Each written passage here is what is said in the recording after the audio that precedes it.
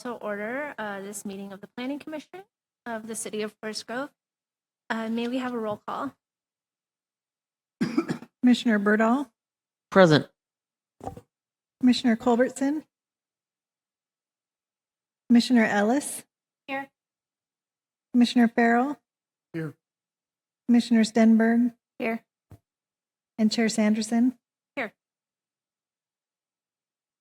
And do we have any participants on Zoom tonight? I don't see anybody on yet, so I think we're good. All right, then we'll go ahead and move to the second item on the agenda, the public meeting.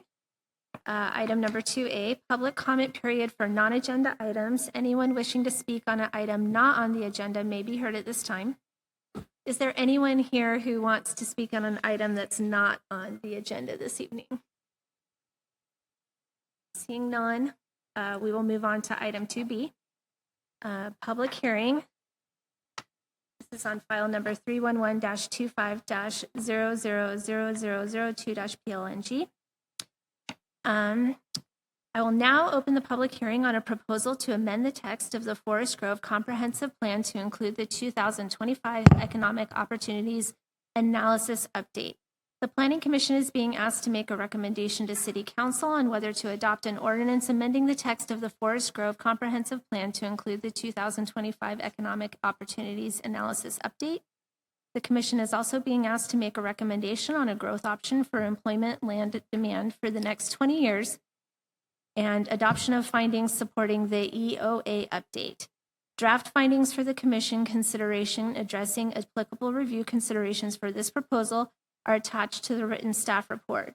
Review considerations include consistency with applicable Forest Grove Comprehensive Plan policies for economic development, consistency with Metro Regional Framework Plan, consistency with the Metro Urban Growth Management Functional Plan, consistency with Oregon Land Use Planning Goal 9 regarding economic development, and associated Oregon administrative rules in OAR Chapter 660-009. Staff, have we received any correspondence on this matter other than those items included in the agenda materials?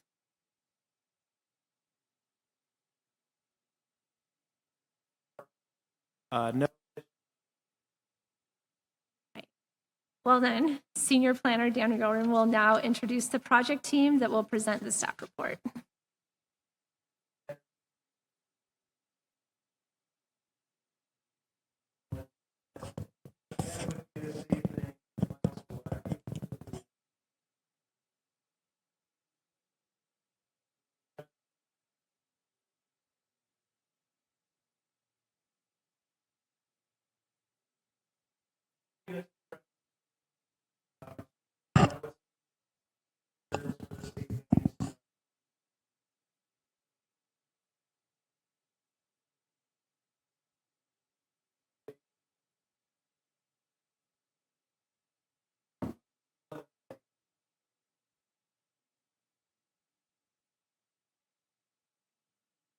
Okay, thank you. Didn't realize. Thank you. So you have the summary staff report, which provides an overview of the key takeaways from the Economic Opportunity Analysis Update.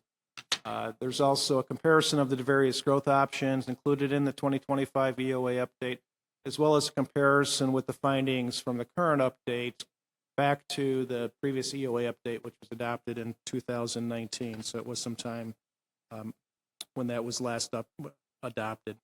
In addition, the presentation that Jerry Johnson will be providing to you this evening is included in the written materials. The draft ordinance for City Council consideration is included with the Planning Commission draft findings. And if you looked at the digital packet that was provided to you, the Planning Commission findings were on the yellow pages, and that's what staff's asking the Planning Commission to adopt this evening. So with that, I will turn it over to Jerry, who will be delivering the presentation and will be available for any questions that you might have. Thank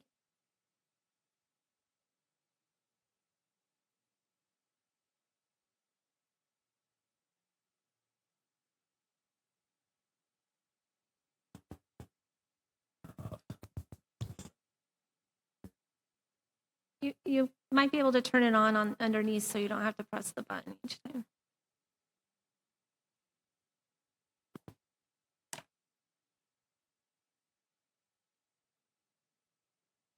I'll hold it. We'll just do it that way.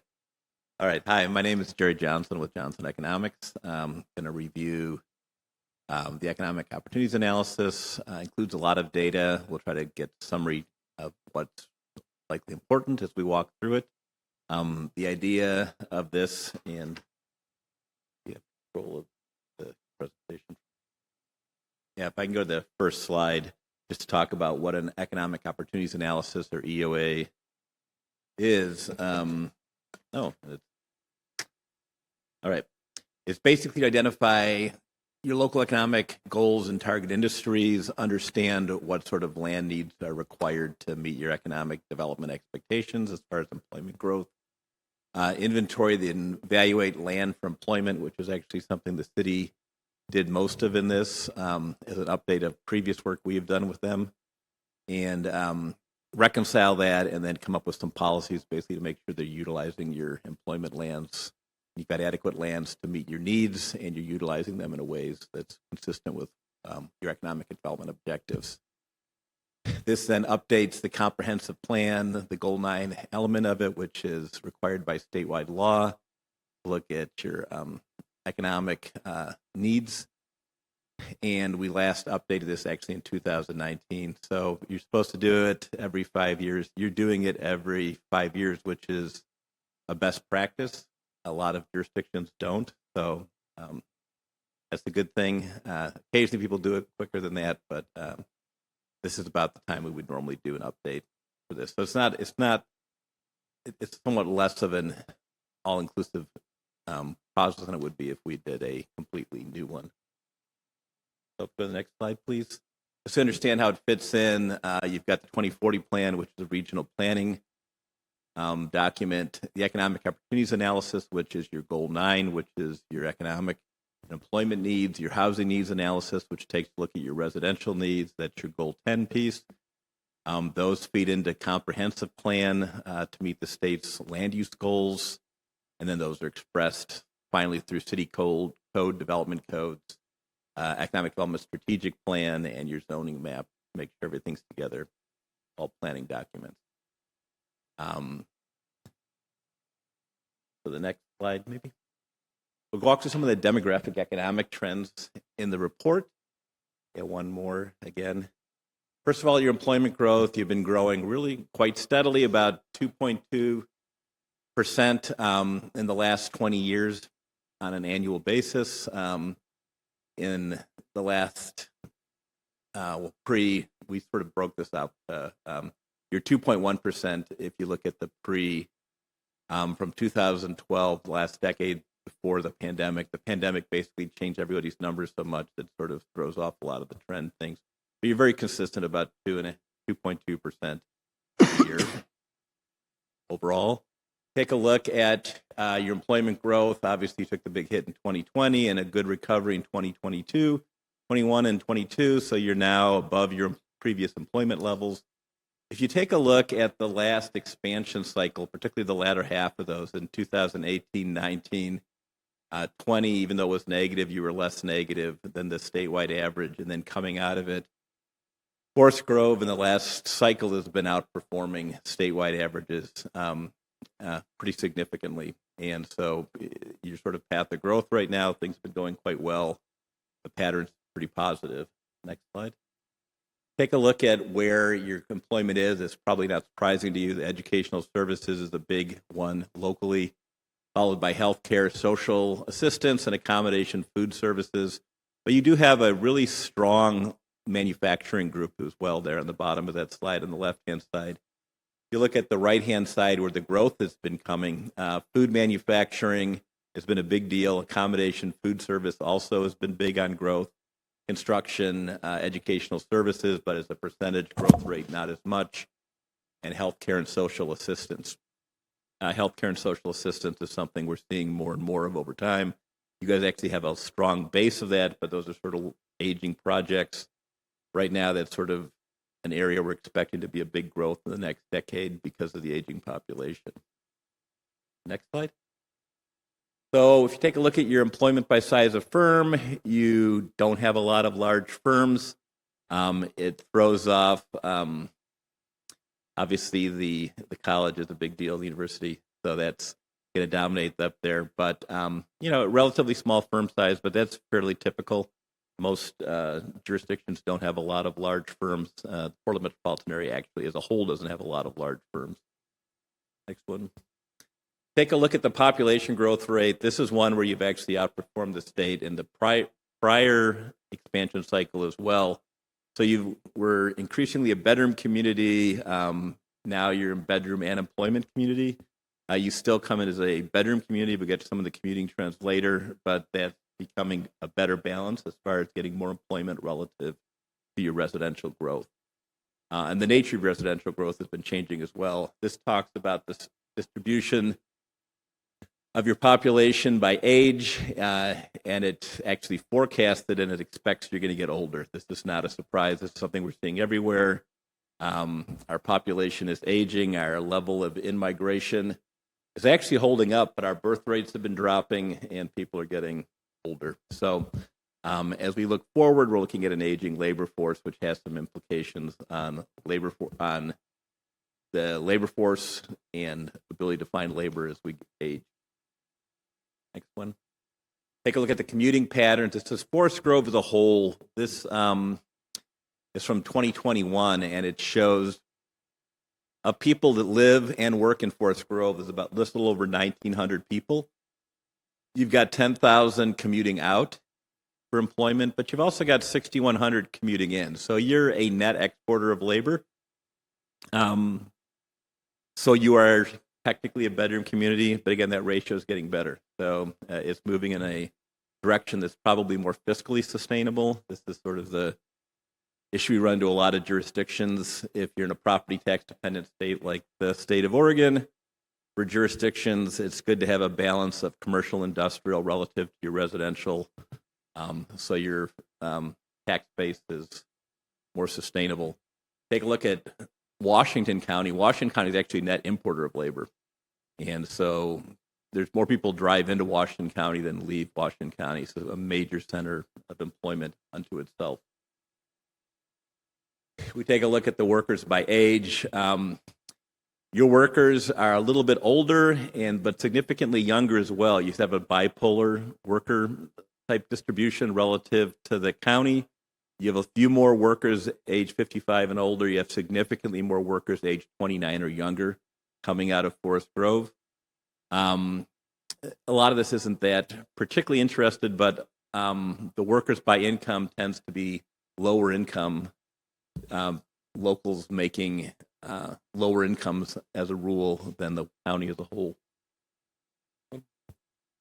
We took a look at target industries, and to find target industries, we go through a series of types of analyses to try to identify which industries have good prospects and things that make sense. We look at current concentration, which is how much percentage of your local employment is in that particular industry. We look at growth prospects, which of the industries we expect to be expanding in the next decade or 2 decades into 20-year forecast. Which ones have attractive characteristics, which is often related to workforce needs consistent with your existing workforce, so your locals have an ability to fill those jobs, and at the same time maybe have employment or wage levels that are more advantageous, higher wage jobs. We take a look at the regional statewide targets, which tend to be traded sector. Those are export industry type pieces. Those are net new wealth into the community, tend to be in the manufacturing sectors, and you do have a good manufacturing sector. Take a look at some of your local advantages, just where you guys do well, which type of businesses you do well. And we also look at the traded sector as well. Well, the state does. The location quotient is basically traded sector. You're looking for your export employment, which is basically the level of employment you would have above and beyond what would be expected if you were in the same distribution as nationally. And it's probably no surprise educational services is your major export. You guys are educating people and shipping them back out of the area, but brings net new wealth into the community. And so it's a positive export industry, traded sector in the parlance of most of the economic development professionals. Food manufacturing, metals manufacturing, those are all export. You actually have more hotels than one would expect, and some of this may be, McMenamins and other groups like that. And your food services are higher because I think one of the reasons is you're up against a lot of more rural areas that probably drive in, use your food services, and then your manufacturing. A lot of the other stuff sort of gets overpowered by the fact that you have so much educational services that it makes everything else seem relatively small. We're not going to focus a lot of the target industries on educational services. One is because there's very little you guys could do outside of making sure the college is happy. And so it hasn't been really a focus in the target industries, but we do want to recognize that it's been a very important piece of your economy. And these are the educational services. What that means is you've got almost 10 times the amount of educational services that would be expected. So you've got a lot of education in here. Average wage levels are important to take a look at just to understand how people are,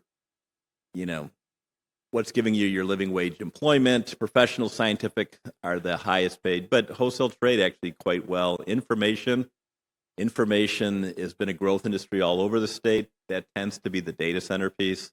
You see that employment density is low, but the wage levels are high. Next. Shift share is basically which industries you're doing better than the national average for. So which ones are you really gaining market share in? Accommodation food services is your number one, followed by construction, and then manufacturing, which you're doing quite well in manufacturing, and educational services, and healthcare and social assistance. The good thing with healthcare and social assistance, again, when we work on that, that's where the demographics are heading. Forecasts are difficult, but it's very easy to forecast people who are 75 plus, because those are people that are 65 plus right now, and so we just sort of track those through the system. And let's see, what do we have next? I forget. And we get the regional forecast next. We just switch one up. Keep going. Just one up. But not coming up. That's it. Oh, There we go. there it is. Okay, regional forecast. This is what the state anticipates growth is going to be in the 3-county regional region they've set up for their analysis, and take a look at how the expansion is expected to be in the next 10 years. They see art, entertainment, recreation being a big growth thing, information being a big growth, relatively small base though, accommodation food service, the healthcare. They're basically expecting employment growth to expand by 11% or in those 3-county areas. Conversely, I would point out that Metro's current forecast and urban growth report is significantly more pessimistic. They expect a lot less growth, or actually no growth in a lot of these things. We went with the state one. One is the state tends to like when we go with the state one. Secondarily, I think it's more realistic right now. I think Metro is very pessimistic in their particular things. It is an economic development thing. I don't think it's something you should actually target. Yeah. We included in there as one of the options. So the target industries, which aren't remarkably changed, although they're modified a little bit from the last one. There's tourism, winery development, which is really more accommodation food service as well. Retirement services, again, maybe there's a chance to get some additional investment with that, working with the demographic patterns. High tech, there's information, and then there's tier 2 and 3. You don't really have the sites for the major Intel plants, which maybe right now looks good. But there's a lot of technology firms that you guys can accommodate that are part of that ecosystem. And it's a really well-compensated ecosystem. It's one that's well-developed in the county.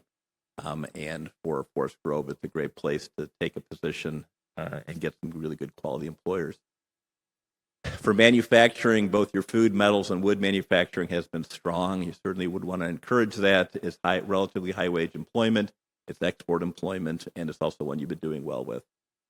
And then there's quality of life tenants, which is really more related to what sort of employment growth would you like to see that your local residents would really appreciate. And some of these are even retailers where they like to have certain retailers in town, or they would like to see certain entertainment options available. So I think it's always important to try to have targets that make the community feel better. Also, as an economic development, if you make the community nicer and more attractive, it actually is helpful for all economic development because it's more attractive for people to move their businesses in and for their labor force to come as well. So we take this and we do a land needs approach, which we do employment forecast by sector, which you take the baseline forecast and we basically take our target industries and increase that forecast a bit, adjust it off the baseline to what's plausible. We convert that to space needs. So if I've got a certain amount of manufacturing, what's that going to imply as far as manufacturing facilities? How many square feet will they need, and what sort of land needs are associated with that? What sort of real estate product are going to be developed for that? Is it going to be office space? Is it going to be a warehouse distribution facility? Is it going to be hybrid flex space? They're all different development forms that have different intensities of uses and densities and formats that we take a look at, and then we convert those to the need for land or sites. It's important to understand sites because land is not fungible in that if I've got a property that needs a 100-acre site, I can't take 5 20-acre sites and give them that. They need 100 acres contiguous. I've got to make sure I've got sites that match up for what they actually require. So we took a look at your current employment base, adjusted it to 2024, converted it for some of the QCW is basically covered employment. So that's employment that people pay unemployment insurance on. There's a lot of people who are self-employed that aren't covered by that, so there's some gross up to that to get this thing. Right now, our estimated base in 2024 was 8,449 employment jobs that were based in Forest Grove. Next slide. We took a look at 3 forecasts. The first one is a regional forecast using the statewide regional forecast. This is a safe harbor thing. You can take the state's forecast of growth by industry, apply it to your industry mix, take that forward, and say that's my forecast for 20 years. And that gives you an average annual growth rate of 1.3%, 2,427 net new jobs. That's your safe harbor approach.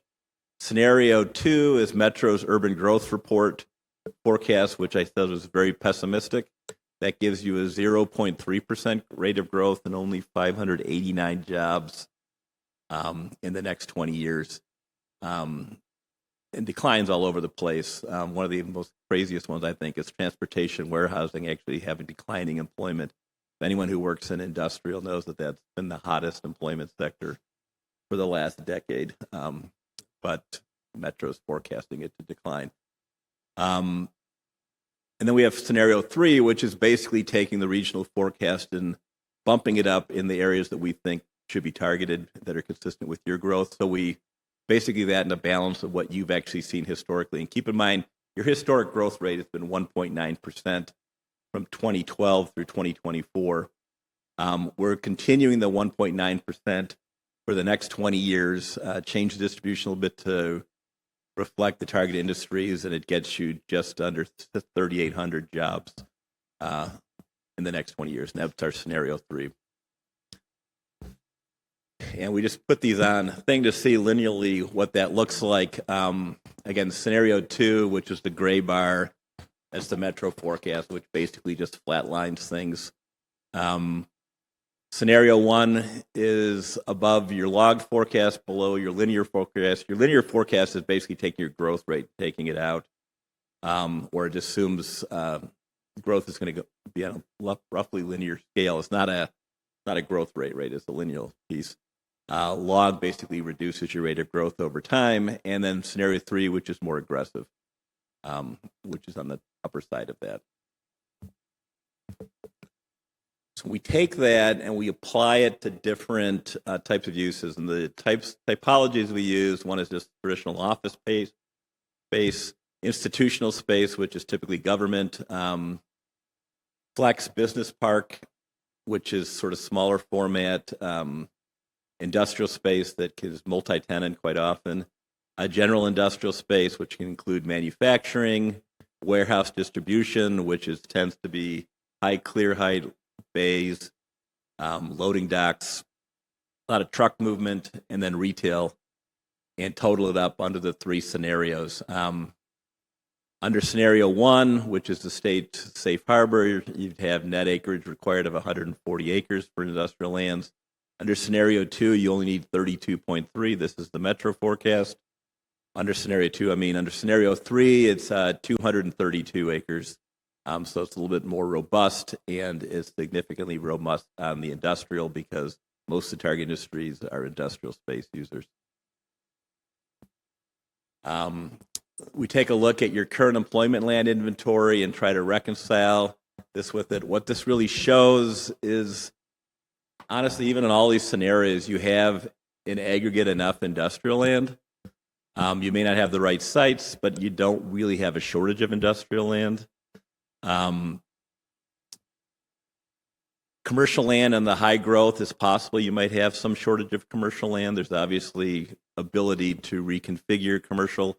Commercial's always unusual because some of it's office space, and keep in mind, if anyone's been tracking the real estate markets, the office market's a complete disaster. Yeah, it's possible we have enough office space for the next 20 years already, just because everyone's gone to work at home. And again, there's a lot of uncertainty in the industry about how many of those people are going to come back to the office and how many are going to be sustained. I know some of the employers would love to get people to come back to the office, but we're not sure how much of it's going to stick, and it's going to change by industry. A lot of the industrial users don't have that option. If you're working in a manufacturing plant, you really can't work at home. Maybe if you're in sales. So the commercial side is difficult to know. There's potential that you can say there's some need, but there's always a chance to reconfigure, and some of your zones allow commercial development as well, so they're not always completely segregated. But we're not really showing a need in any of the three scenarios, so it's not like in aggregate you've got a problem. You just want to make sure you utilize your land efficiently going forward. The key findings, commercial land exceeds available supply generally, yeah. And you got enough land altogether. You only have 2 sites over 20 acres in size and no sites over 50 acres for industrial. That's potentially the type of thing that you might want to take a look at. We've worked with several jurisdictions that basically will specifically say we're looking for a large manufacturer. We think they may need a 25 to 50 acre site. We want to make sure we maintain 1 or 2 of those sites available within our inventory. You're allowed to do that. You can call it out. You don't always have complete control, obviously, because you're as part of the Metro's UGB, you don't actually have control of your urban growth boundary in any case. But it's the kind of thing you can keep track of, and you can always ask for more land. Sherwood, who was a client of ours, was the only jurisdiction in the last round of the urban growth report that asked for land. They did get land. Now, Hillsborough will tell you they would have asked for land, but they did the grand bargain, and they got themselves in a box, and they couldn't get land anyways. They're very angry about that, too, if you want to talk to Dan. And you always need to be careful or be cognizant of the fact that specific employers may have very specific site needs. And while you may have aggregate enough land, you may not have the right site for certain employers. And you always need to be monitoring that. You know, if somebody needs, 50 acres with direct rail access or something, you may not have that site in your inventory. Quickly, if I could, just for clarification. As Jerry pointed out, the projected 20-year need for commercial land exceeds the available supply, yielding a 71-acre deficit. I just wanted to clarify that in the written summary staff report, it did say 71-acre surplus. That's an error, and I just wanted to correct that confusion.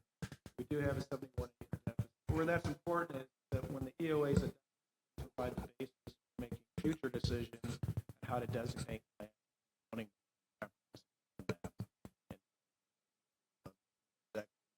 what the EOA is going in terms of where the need actually is. Okay, good. I didn't see that. All right. And so the policy pieces, a lot of them are sort of straightforward because establish, maintain a competitive short-term, long-term supply of employment land in readily developable sites. This is sort of means you're just going to comply with your statewide land use obligations. Make sure you've got adequate land supply. You do want to prioritize serving your key industrial areas and work with your economic development staff to make sure that they've got adequate infrastructure to do this. You've got some opportunities that infrastructure may be the limiting function. This becomes important for a lot of industrial users because they don't have the ability and they don't have the patience to wait for you to get infrastructure to them while you figure out a financing plan. So when you do your capital improvement budgeting and planning to make sure that you're serving these sites, you can always encourage infill redevelopment, intensification of uses, and efficient utilization of your space is something the state requires. It's always a good thing. It's also great for your downtown particularly for the commercial, try to make sure you fill in the holes in your downtown core. And you can always, we talk about inventory sites for good opportunities for public-private catalyst projects. You guys in the past have worked on catalyst projects, and you can always just make sure you've got those documented and you're keeping track of them. And confirming the capacity in the BLI. You should always be updating your BLI at all times. We talk about you don't update these for 5 years is what they recommend. We've worked on ones for Hillsborough where they've updated it after 3 years because they've honestly blown through their 20-year supply of land in a couple years. And they say, hey, we need to revisit this because we thought we had 20 years and we don't. We need to look at it again because some of these guys can eat a lot of land real quick. Buildable land inventory. Sorry, just try to keep the acronyms down. For the first bullet point here, are we going to talk about like, are we in compliance or close to it? You are in compliance right now. Okay, great. Yeah. Just So you are in compliance. We normally just put a policy in. Yeah, your no, it makes sense. It makes sense. comp plan. Like, well, we will stay in compliance. And again, you should always you can always come back to before, even though the state recommends 5 years. There's nothing that precludes you from coming back And fixing it. and fixing it because you go in there and you may find that there's actually a type of site you need that you didn't have, and sometimes you find out because someone came and shopped sites and says, you don't have a site for me, and maybe you wish you had a site for them, and so you go back and say, let's put one in next time. You can always streamline, improve development regulations. We always put this in here. People all try to do it. You guys are a dream. You're not relative to Portland, right? So if they leave Portland, they'll come out here and they'll think this is fantastic. This used to be a real strength of Hillsborough, less so now than it used to be. You want to make sure your comp plan designations correspond to the use types you're talking about. So if you have industrial zones and you're looking for certain target users, just make sure your industrial zones are consistent and allow the types of uses that you're actually targeting. And review your development code to make sure that there's not things in the code that basically precludes the type of uses that you're actually trying to encourage, which does happen sometimes. If you want warehouse distribution and you preclude dock height doors, you're not going to get warehouse distribution. You just need to make sure that the code corresponds to what you're trying to do. And next slide, I guess. Basically, we always say you should come back and look at your target industries again. These things change quickly. Development forms out of nowhere. Suddenly, like data centers are everywhere. Your limiting function for data centers is going to be power availability, which is going to stop some of yours. They're wild right now. We're working on data centers for several big developers in Eastern Oregon, and they're taking down 1,200 acre sites. And they're doing, hundreds of billions of dollars of investment. In Central Oregon, they're taking down big sites right now too. But that was an industry that wasn't on anyone's radar 10 years ago, and now it's everywhere. Things will change again. Warehouse distribution has been the big move. Fulfillment centers. No one talked about fulfillment centers before 10 years ago. Fulfillment centers are really big now. They're sort of like distribution, but they're not. They actually have higher employment density, and actually the wages are pretty good. You always think of warehouse distribution as being relatively low employment density and big trucks. Now you've got big trucks coming in and vans leaving, and a whole bunch of vans, and you have, instead of like a few employees per one employee for every 1,200 square feet, you've got a lot of employment in there because they've got this crazy racking space and they're fulfilling small orders. So it's a very different type of thing. So you should always take a look at your target industries and make sure if they're still relevant because these things change quickly. I'm old enough to remember when one of the target industries used to be video rentals. Have these things.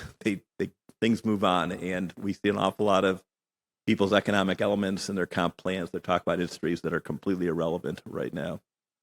A lot of stuff about marketing, things your economic development group already does. It's good to put down some of the stuff in your code or in your policies to promote your land things and promote all your available tools you have. And we always talk about helping your emerging undercapitalized firms, which is helping your local people to grow in house. This actually becomes an issue with your land supply and site supply as well quite often. We did a lot of work for the city of Milwaukee, Oregon, and they have a lot of firms that grew and they couldn't keep them in town. They didn't have sites for them and they had to leave. There's stuff like, Bob's Red Mill went to Clackamas County. Dave's Killer Bread went to Clackamas County. They outgrew the town. But basically making sure you're having an outreach to your local things and seeing how many of these people you can actually keep locally. Because we always talk about, there's a lot of focus typically in economic development on recruitment, but it undersells how important it is to basically maintain and grow internally. A lot of your big firms like Woodfull, we talked to them last time we had done this, and while you're there, it's sort of historic accident. There wasn't any particular reason, but they grew up there and developed, and suddenly enough their people live there. That's where they're from. So it's great to grow your local businesses as well.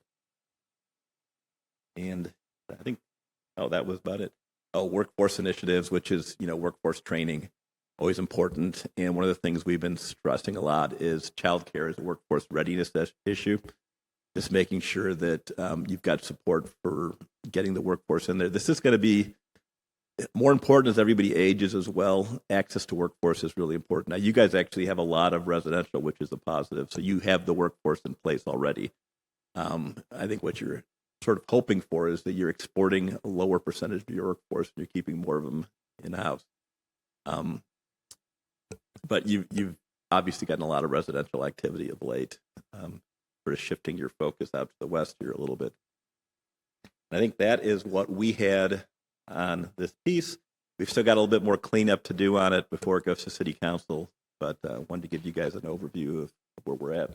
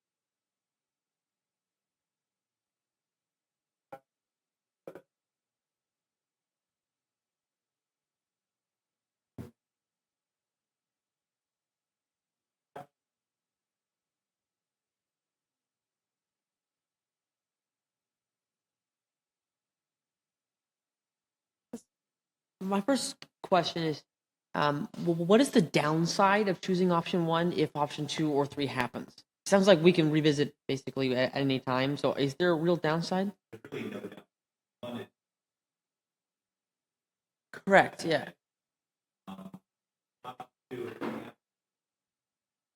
It just sits for more time, yeah.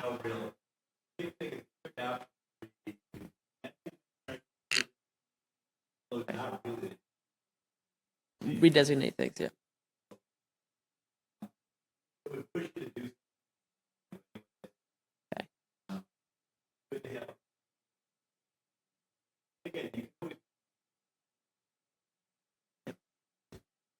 You can change it in 2 years.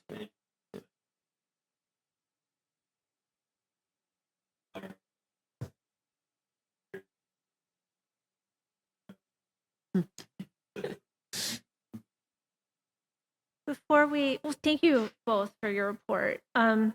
Before we move on to additional questions from the commission, is there anyone in the audience or on Zoom who wishes to comment on the 2025 EOA update and amendment to the Forest Grove Comprehensive Plan? I see, oh, I can't tell if that's a raised hand for Stacy Connery or just Madam Clerk's mouse moving around. Okay. Seeing none, Nope, I don't think so. do any members of the Planning Commission have questions for staff? This is our chance to clarify. I have another question. Yeah. So I have you read the 2025 State of the Economy for Portland Metro? It came out like a couple weeks ago. I mean, it's fine.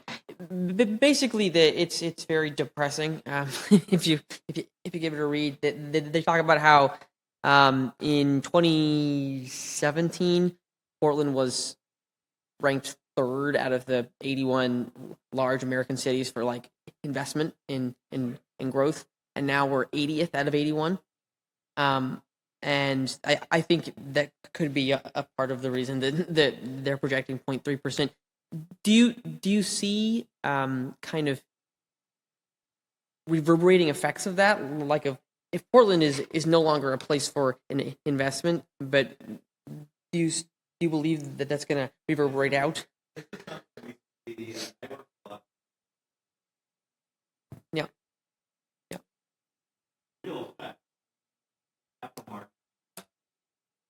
Yeah.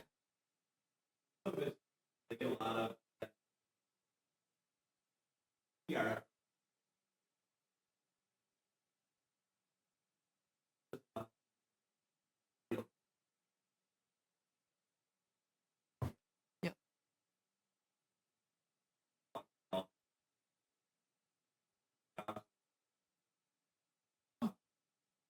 Reality is not good.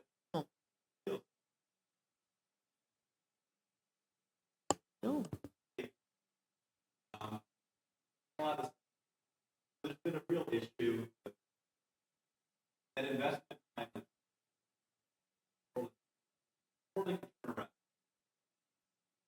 That's what they say. Is that we're on the edge of a doom loop. Yeah, that's what they say. really irritating.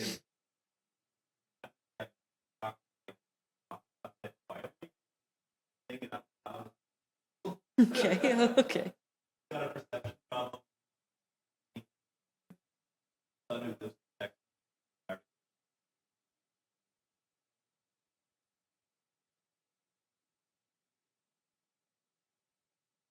It doesn't necessarily reflect what's happening in the urban location.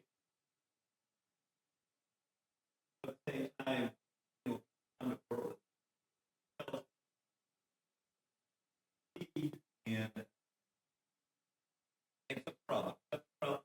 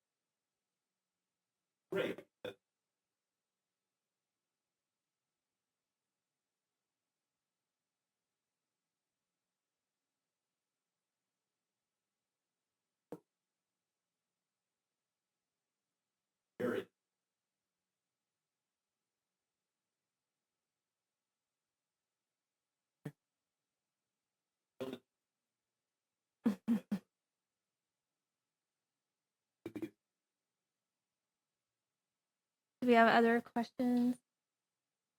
I just want to clarify a few things before I close the public hearing to make sure we're all on the same page. Like you said, Dan, this is largely kind of something we just have to do for maintenance purposes every now and then, but so that we know what maintenance we're doing. Basically, you know, the city has, please stop me and correct me when I say something wrong, and I'm pretty sure it's going to happen. The city has a comprehensive plan, and right now it has a 2018 economic analysis in it. And one of the things we're being asked to do is basically amend it and replace the 2018 the EOA with this 2025 EOA so that the comprehensive plan has more up-to-date figures when decisions are made based on the comprehensive plan. And so we're being asked to accept the 2025 EOA and put it into the comprehensive plan. And that we're also being asked to recommend to City Council adoption of growth scenario 1, which you explained provides the safe harbor option. Any questions about that? Okay. Any other questions of staff? All right. My favorite part of the meeting. I will now. Yes. Hey, Dan. 18 EOA is because of all of the interest for data center. That was not reflected in the 2019 EOA at all. It wasn't even on the radar at the time, as Jerry alluded to in his presentation. So that was the precipitating factor, reevaluating and see where we stand with respect to industrial. All right, I'm now going to close the public testimony portion of this hearing. The public hearing is closed. The Planning Commission will now begin deliberations. Do any commissioners wish to comment on the proposal?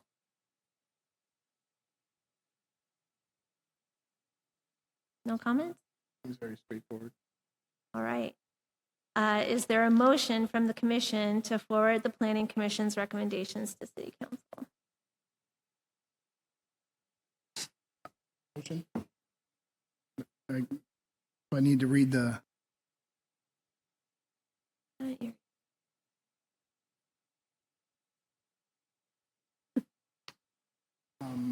my motion for the planning commission to adopt the findings.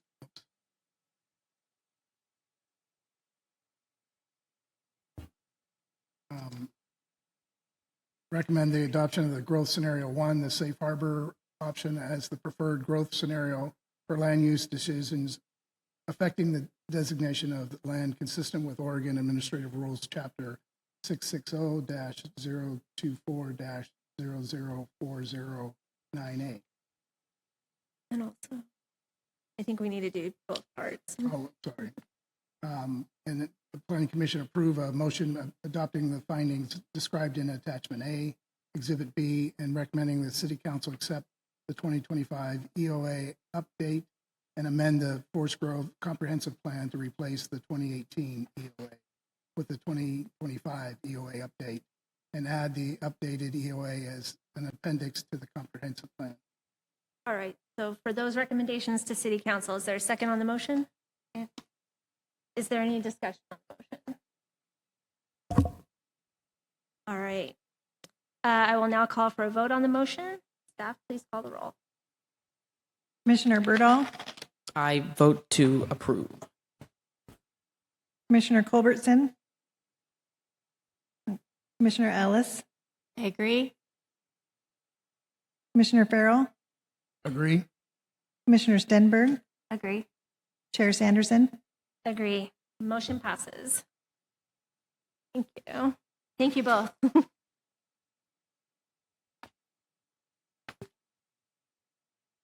All right.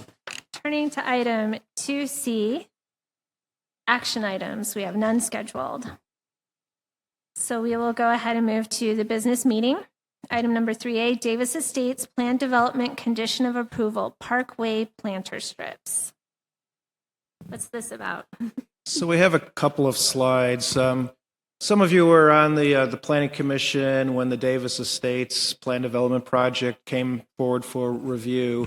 There was a condition of approval that was tied to the site plan that was submitted and the landscaping plans that required lawn within the Parkway planter strips.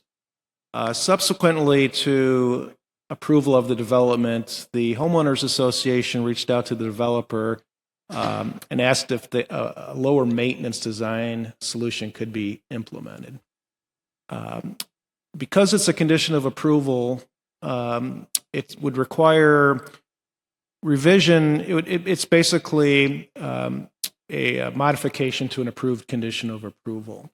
The way the condition of approval was written was that the Community Development Department has the discretion to approve modifications to the condition. But since the project was originally proposed by the Planning Commission, staff wanted to bring it forward for your input on whether or not putting in river rock rather than lawn is a reasonable design solution.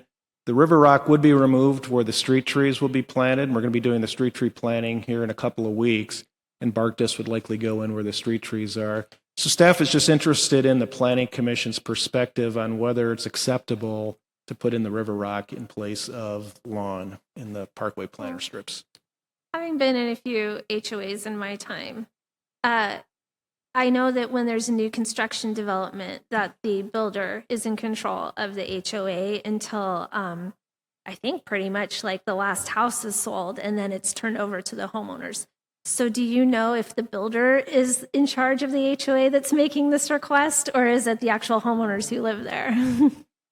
So when the developer reached out to us, they said it was the homeowners association that reached out, so the property owners that live there. But the developer is still in control. It hasn't been turned over yet officially. So it is the developer. Who's in charge of maintenance of these trees long term? So the maintenance of the trees is the responsibility of the adjacent property owner. That's in the city's development code that applies throughout the city. Basically, the adjacent property owner has to maintain everything out to the curb, so the sidewalk and the street tree and the planter strip. Is the HOA providing front lawn services such that the HOA is mowing this strip if there's grass, or are individual homeowners doing? So the way the HOA is set up, the HOA would maintain the parkway. They did not install any irrigation. And so that's part of the consideration is that, so maintaining the lawn, especially during the summer months, without irrigation would be costlier. And so that's part of the consideration. In my experience, trees also need irrigation.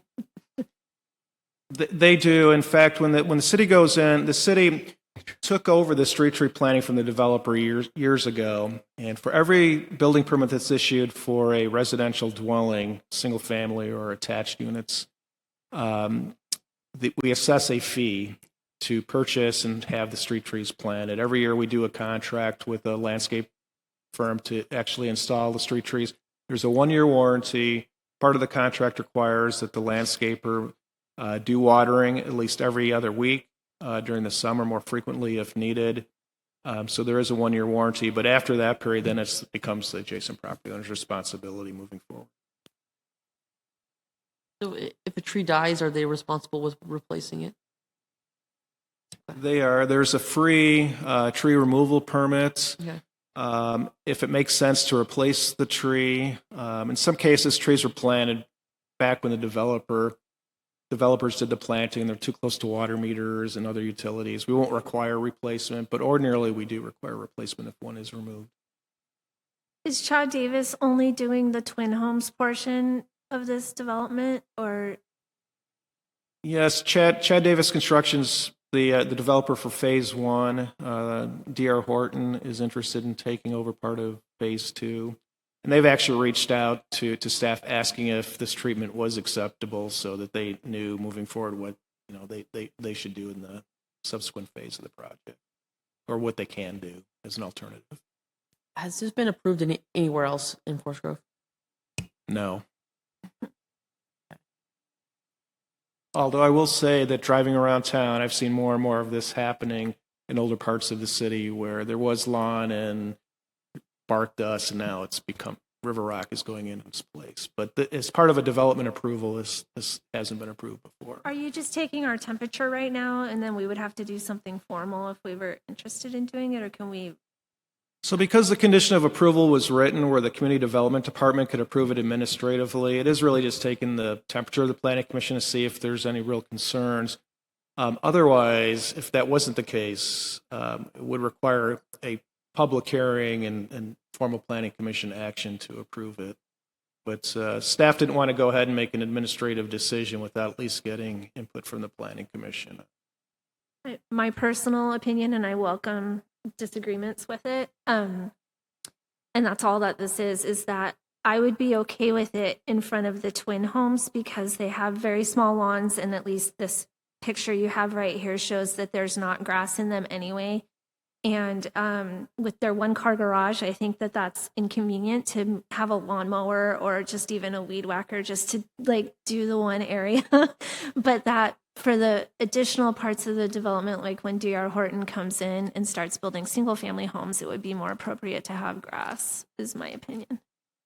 And that when D.R. Horton did reach out, that's what our response was, that preferably it would be lawn, that it wouldn't be the River Rock. I went back through the development today because we are gearing up to do our street tree planning, and there are actually very few locations in the first phase of Davis Estates where it makes sense to put in street trees because either the planter area is very small or there are the water meters that would be nearby. There are only really 2 lots, and they're corner lots, and they are single-family detached homes, so they're a little bit larger lots where it would make sense to put in lawn and trees. But that's the exception rather than the rule, at least in the first phase of the development. So would those areas just not have any greenery?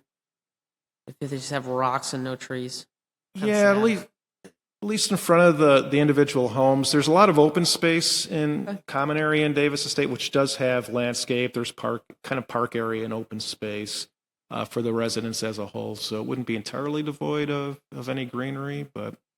And as you can see in this photo, there is some hedges, small shrubs and things like that have been planted. So it wouldn't be entirely devoid. Would you be concerned at all though, like so future developers said, well, they didn't have to have street trees or lawn, so why do we need to have that? Like, So when the developer reached out, we did say that the River Rock absolutely has to come out where we're planting the street trees. That's not open to debate. It's the areas elsewhere. This is a planned development, and so and it is intended to have a higher level of design, and that's why there's more open space than you would see and more landscape sort of park area than you would see in a standard subdivision. But any planned development would come back through for Planning Commission review and approval, so you'd be able to weigh in on that. A little different situation in a standard subdivision, which is just an administrative approval. So there is some. This really does kind of set a precedent in a way as it being an acceptable alternative, but I think we're going to be likely, because there is more interest in reducing costs, doing more xeriscaping and that type of treatment, and I think we're going to be this will be requested more often, probably moving forward. Yeah, I would agree. And I was going to suggest the aeroscaping as being an option as well, rather than just have river rock everywhere. Low water usage, natural, native plants that can grow without being irrigated. Great idea. If I may, we've talked about this a lot on staff with the middle housing rules and sort of density and everything. The open space will get more and more at a premium. You're going to see a lot more hardscape and things like that. Just by smaller lots, you've still got driveways that have to have a certain width to fit a car on them. So the driveway takes up more of the front yard. The densities are higher.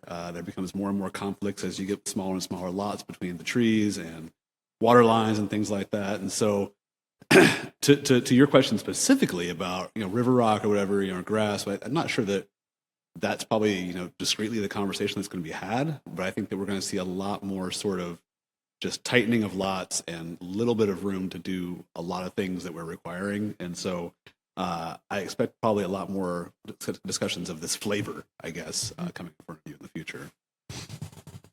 One last question.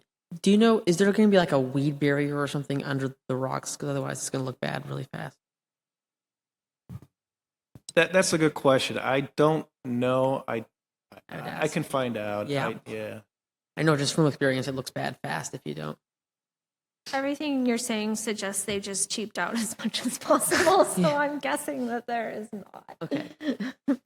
Is it possible to make that a requirement? Is that a possibility? I mean, it's not a huge necessity, but it does look nicer in the long run. I think we can make it a requirement maybe moving forward. There are 4 phases of the development, and so I think moving forward we could certainly do that. But at this point, it may be water under the bridge, so to speak, with all the river rock that has gone in already. So my comment is more the rub of we approved something and then they went ahead and did something different. So how do we mitigate some of these small, seemingly minor things going forward? I'm not a proponent for trees versus grass. I mean, it's greenery, that's great. I kind of foresee trees as being maybe a headache in the long run for some of these homeowners. And the short term being the weeds and who's taking care of that. And then I also think of the pets coming along the street and maybe not so easy to clean up after. I mean, there's a lot of like little, very minor things, but really it's kind of the rub. Like we said, here's what we need, and then they kind of did their own thing. That's true, and it could be, even just raking leaves and things like that. Over time as the trees mature, it'll be more difficult. One thing related to trees, and this is really an aside, but we do now require that root barriers be installed, because one thing, especially as these planter areas have become smaller, over time we're seeing a lot more conflicts with the street trees when they do get mature, and it's not 20 years down the road, it's 5 years down the road where they're starting to lift the sidewalk panels and things like that. So we're trying to mitigate for that, but yeah. That is a concern that there was no prior conversation. Any other thoughts on this? Do you have what you need from us, or not really? No, I mean, we certainly can. It's within our we do have the authority to make them take out the river rock and put in the lawn, comply with their landscape plan, and if they want to change that, they could come back in and we could hold a public hearing and have the planning commission make a formal decision on it. But again, at least as an interim step, we are asking them to take the river rock out so we can at least put in the street trees.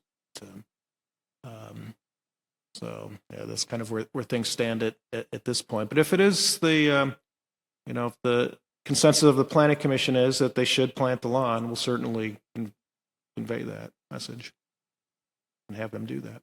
I agree. And because if I recall correctly, didn't their plans have irrigation in that area, but they just decided not to put it in?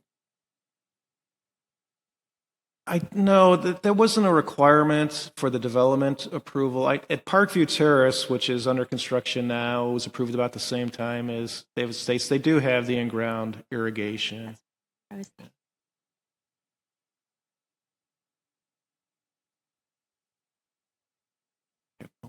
This is helpful, and we can let the developer know the planning commission's I have concern. a and bit have of a random aside, but I read a study a couple of weeks ago about like in-city trees lowering the overall temperature during like heat waves, and creating like tree domes to kind of lower temperature for homeowners.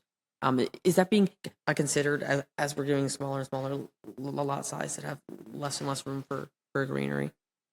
Yeah, that's absolutely right. That is one of the benefits of street trees. And this is something that the city's Community Forestry Commission has been grappling with. And they're starting to have more discussion about, as these developments do get tighter and tighter, how do we ensure that the city's tree canopy is maintained or expanded, and requiring, still collecting maybe the street tree fee, but planting in the development, in the common areas or nearby to offset some of those impacts. It wouldn't provide a direct benefit to each individual homeowner, but overall it could have a positive impact. Like that. So like instead of wetland mitigation, it's street tree mitigation. You move it to somewhere else. Right. Thank moving you. to item 3B. Approval of the minutes from Monday, November 4th, 2024. So our last meeting was 4 months ago. Do I have a motion to approve the minutes? I would like to pose a motion to approve the minutes from November 4th, 2024. you. Seconded. Second. All in favor, say aye. Aye. Aye. Aye. Any opposed?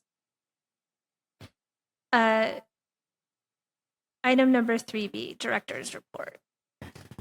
Thank you, Chair Sanderson, Brian Pohl, Community Development Director. Just want to report on a few things for you. Literally three things I want to report on. First is the Downtown Glow Up project. I don't know if you all have seen this on the city website or not. Pretty big project and pretty exciting. This is approved by council. This would be sort of dealing with a lot of issues downtown. So I'll stick on the tree theme here. If you've walked downtown and you've maybe tripped over a sidewalk panel, you know that some of these trees are really causing a lot of uplift in the panels, uplift to the little grates, kind of having lips and things like that.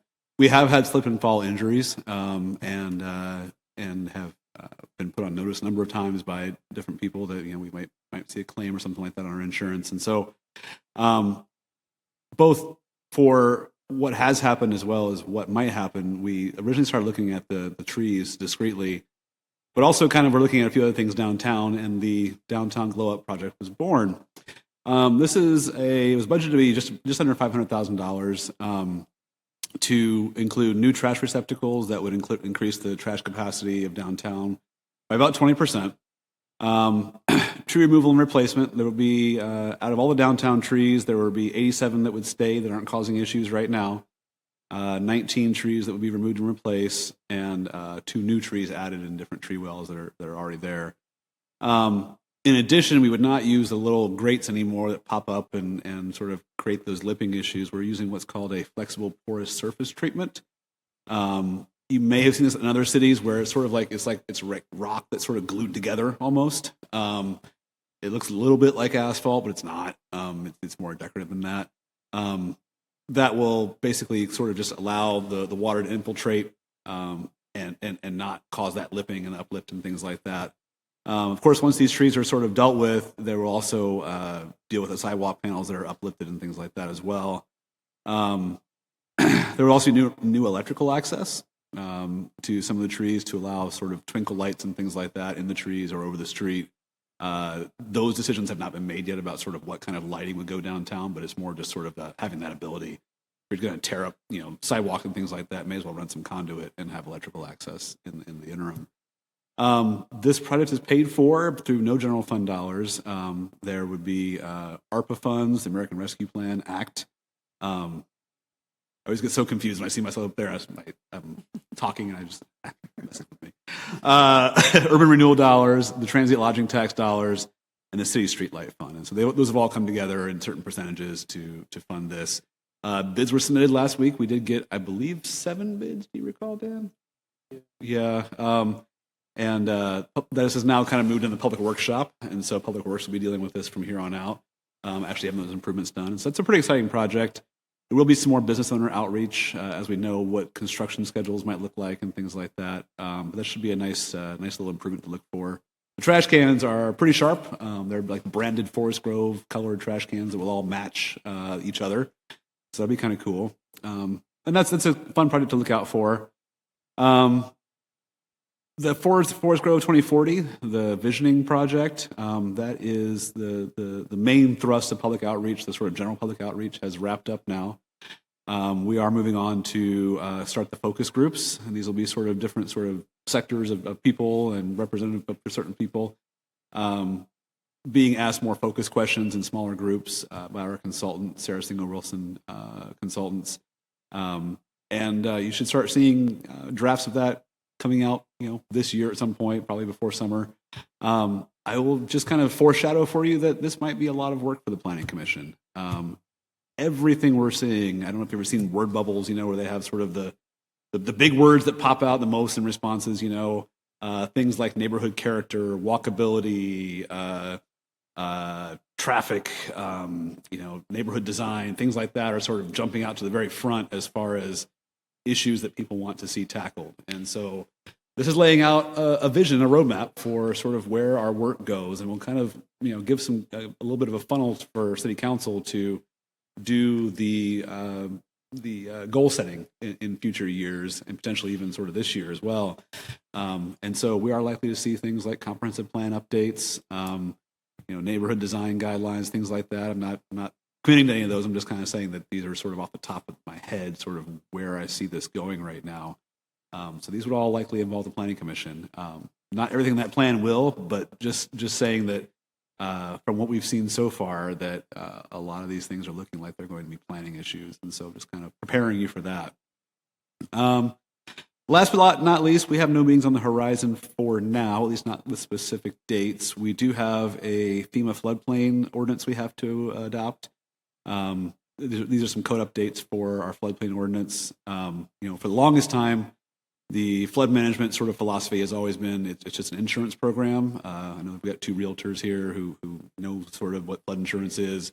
Probably most of you have heard of it, but our standards in the development code are not to protect floodplains. They're not to let water percolate. They're not to do it. All those standards are in the development code are there to reduce claims on the National Flood Insurance Program. So that's why, say for instance, you want to build a house in a floodplain.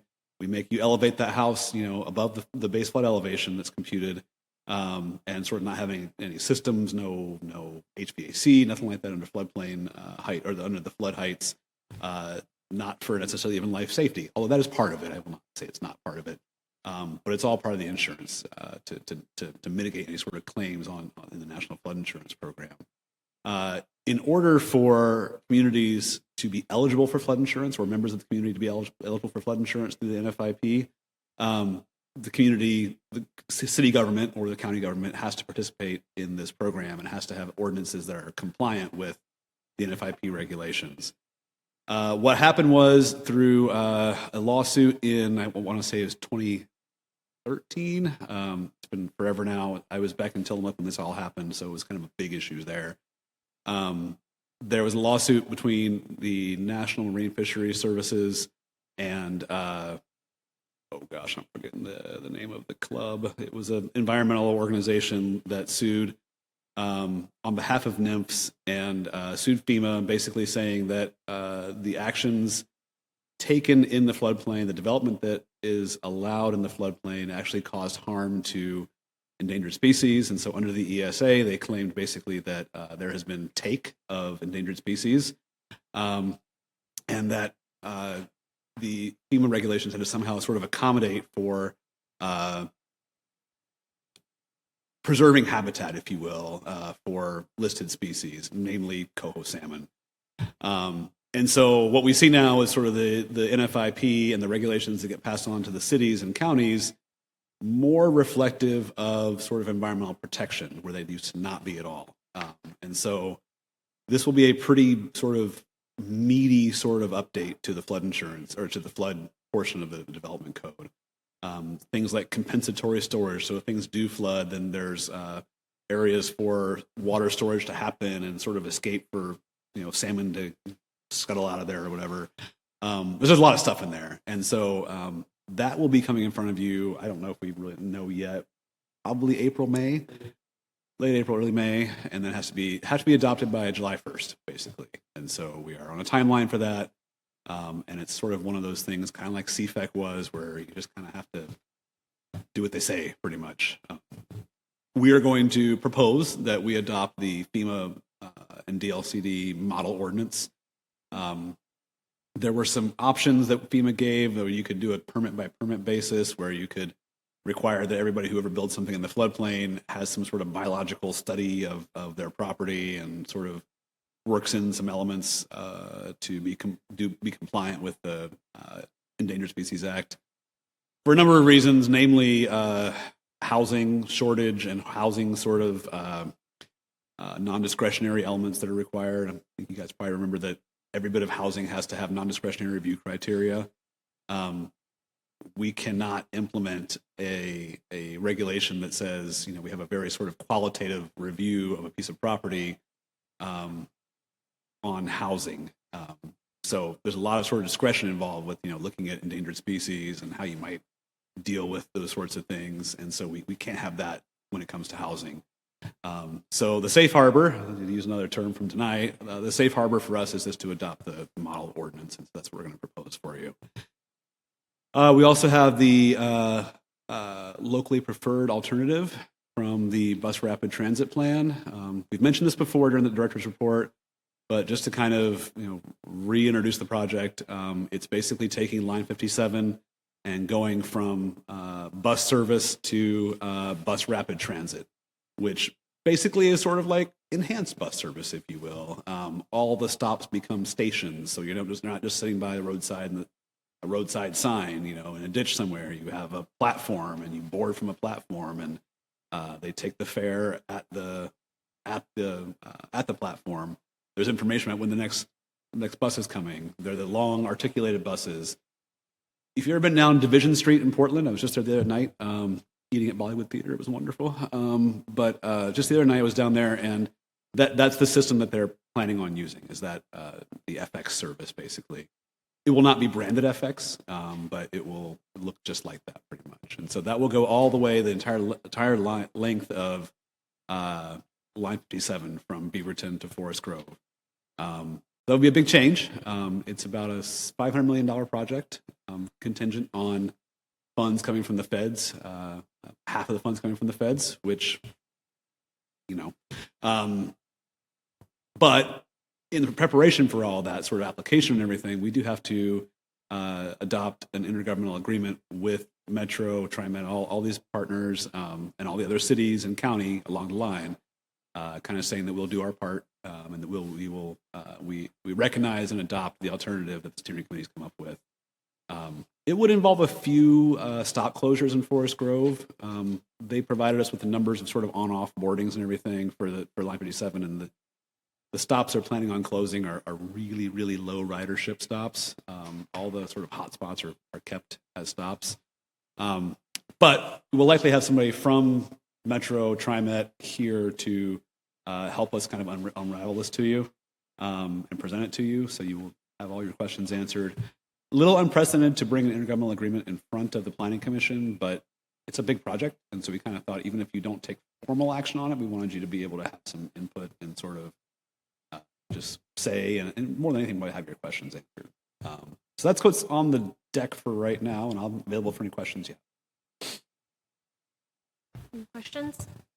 So I have a random question that you may or may not be the right person for. I saw that this city was interested in buying some properties. Mm-hmm. Is that is that under your purview, or is that a completely different? That sure is, Seth. That was the Urban Renewal Agency. So if you're not aware, the Forest Grove City Council basically is also the Forest Grove Urban Renewal Agency.